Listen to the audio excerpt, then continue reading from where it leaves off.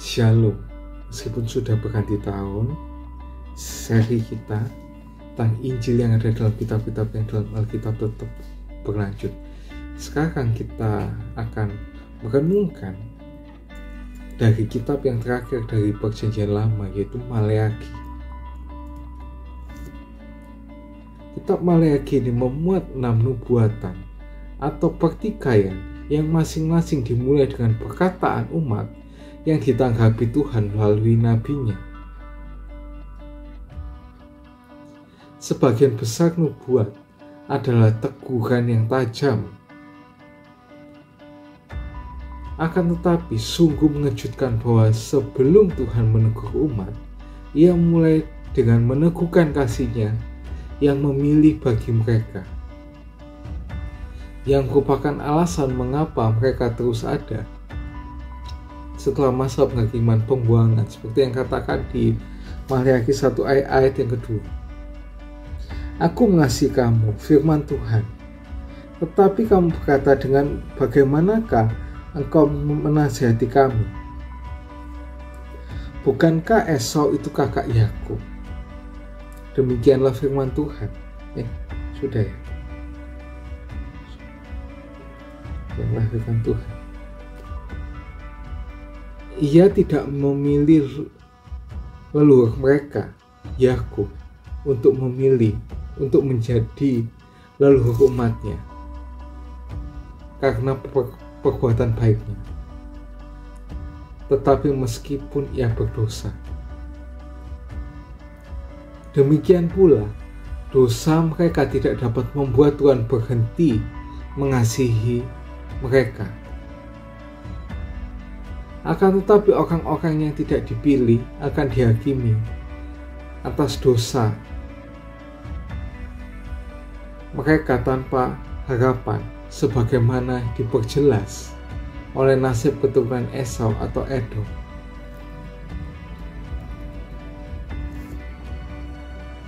Obat yang mujarab bagi dosa itu bukanlah ketaatan kita dan pertobatan kita, tapi kedatangan Tuhan, kebaikan-Nya.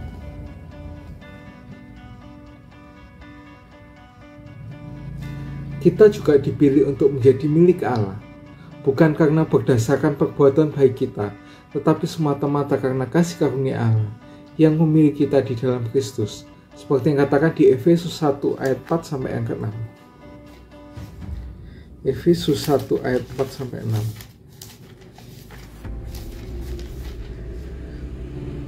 Sebab di dalam Dia Allah telah memilih kita sebelum dunia kita dijadikan, supaya kita kudus dan tidak bercacat di hadapan-Nya.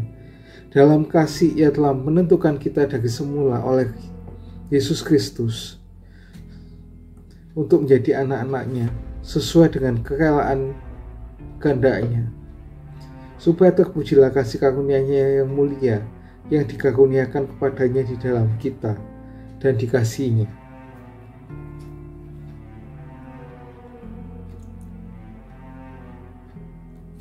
Oleh karena itu kita tidak dapat berdosa untuk menjauh dari kasih Allah. Namun pada saat yang sama kita dipilih untuk menjadi kudus dan tidak bercacat, seperti yang katakan di 1 Efesus 1 ayat yang keempat tadi itu, yang berbunyi,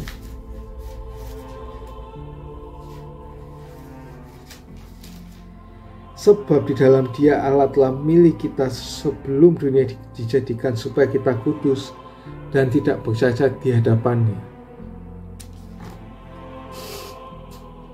Tidak hanya secara kedudukan, tetapi juga secara praktis.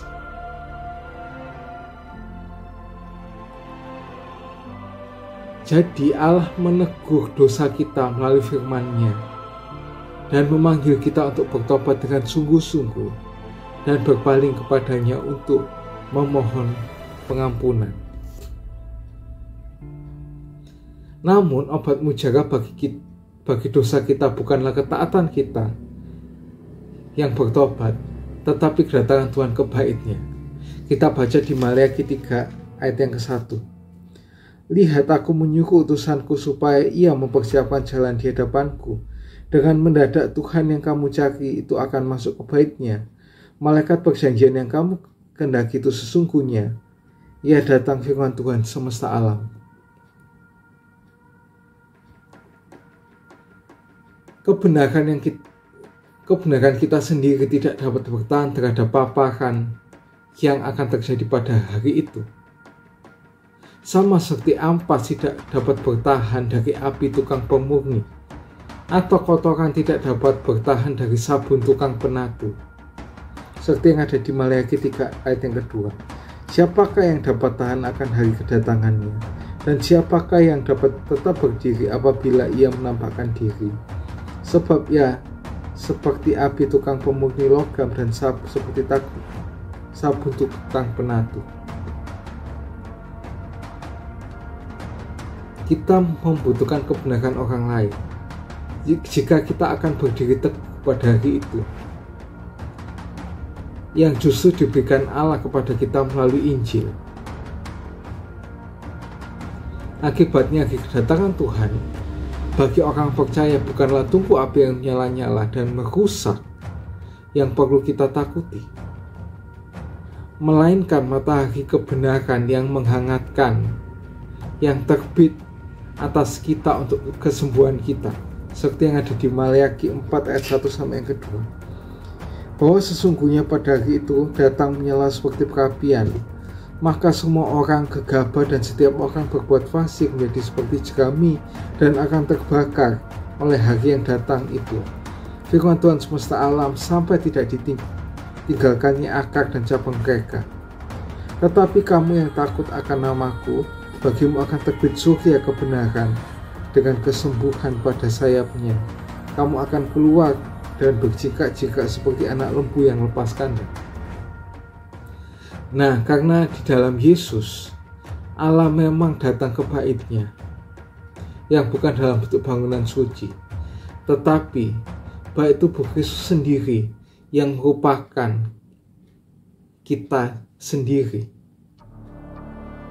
Di sana, manusia sekali lagi dapat bertemu dengan Allah. Berbahagialah setiap orang yang mendengar firman Tuhan, merenungkannya, menyimpan dalam hatinya, bahkan melakukannya dalam kehidupan sehari-hari. Ia seperti orang yang mendirikan rumah di atas batu. Apabila ada angin yang menerjangnya, rumah itu tidak akan roboh.